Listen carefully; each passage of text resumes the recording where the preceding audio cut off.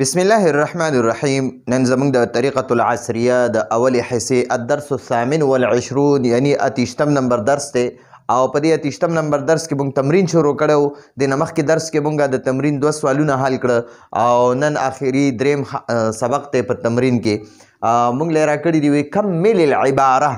کمل العباره کمل کمل یکمل تکمیلا معنا د پوره کول. نو کمل ته پوره کا العباره د عبارت کمل العبارت ته عبارت پورا کا عبارت مکمل کا عبارت پورا کا یعنی عبارت مکمل کا.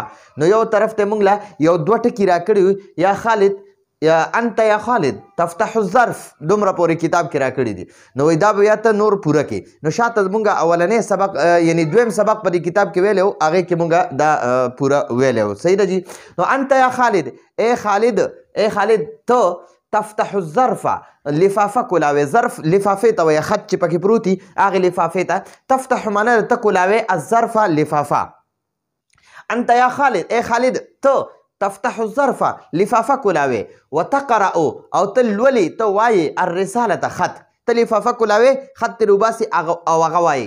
ثم تأخذ القلم بیا ته قلم راخلي ثم بیا تأخذ تراخلي تأخلي القلم قلم والورقة أو الورقة ورق بعد فتحة پاتې شوی وه والورقة او کاغذ ته بیا قلم او کاغذ راخلي وتكتب الرسالة وتكتب او تلیکي الرسالة خط الى والدك خپل پلار ته الى والدك خپل پلار ته ته بیا خپل پلار ته خط لیکي. اول تا له پلار خط راولیږلو ستا خیر خبر او ستا دپاره دعاګانې کړي دي. نو ته د هغه پلار هغه خط کولاوې لفافه دې کولاو کړه خط دې ولوستو بیا ته قلم او کاغذ راخلي بیا تکتب الرساله ته خط لیکي الى والدک خپل پلار ته.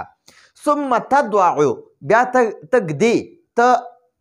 تقدي الرسالة دا خط في الظرف لفافه کې ته بیا دا خط په لفافه کې اچي. تدعو معنا کې خودل یا اچول.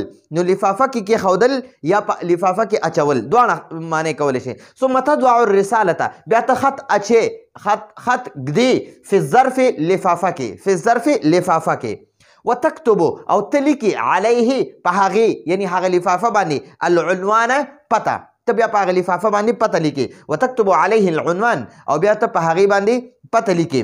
ثم تدعو الرسالة بیا ته خط اچې بیا ته خط ږدي. تدعو معنا د اچول یا کې ښودل. نو ته بیا خط ږدي فی صندوق البرید فی صندوق البرید لیټر بکس ته وایي هغه ډاکخانې کې چې کوم هغه لیټر بکس پروت وي خلک ورشي په هغې کې خط واچوي. نو موږ ورته د خطونو بکسه وایو د خطونو بکسه ورته په پښتو کې وایي. نور داسې مشهور په لیټر بکس باندې دی او په عربی کې ورته صندوق البرید وایي. صندوق البرید د خطونو بکسه د صندوق البرید صندوق بکسې ته وایي بکس ته وایي او برید خطونه د خطونو د خطونو چې کومه بکسه ده په هغې کې بیا ته هغه خط ورچې نو هغه بیا ستا پلار لځي. ثم تدعو الرسالة بیا ته خط اچې فی صندوق البرید د خطونو بکسه کې لیټر بکس کې. نو دا زمونږ الدرس الثامن والعشرون یعنی 28 نمبر درس مکمل ختم شو. سبقونه هم ختم شو تمرین هم حل شو. نو انشاءالله دې نه پس په 29 نمبر درس شروع کوو. نو راتلونکي درس پورې اجازه غواړو. هذا هو المرام والله اعلم بحقیقة الكلام.